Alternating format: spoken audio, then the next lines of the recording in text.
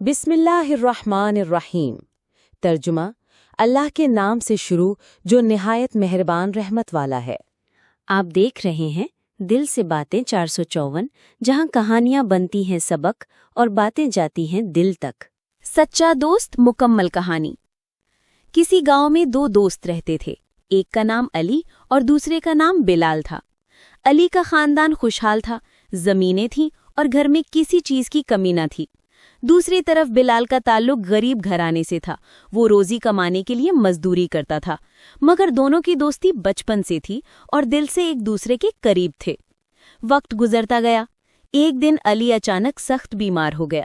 डॉक्टरों ने कहा कि बीमारी लंबी हो सकती है। अली के कई दोस्त और रिश्तेदार सिर्फ दिन में एक बार हाल पूछने आते और वापस चले जाते, लेकिन बिलाल दिन रात अली के पास रहा। वो उसके लिए दवा भी लाता, खाना भी बनाता और रातों को जागकर तीमारदारी भी करता। कभी अली को बुखार में पानी पिलाता, कभी उसके वालिदैन को दिलासा देता। पूरे गांव में सब हैरान थे कि इतना गरीब शख्स जिसके पास अपने लिए भी कुछ नहीं, अली के लिए इतनी मेहनत कर रहा है। महीनों की मेहनत के बाद बिलाखिर अली सेहतमंद हुआ।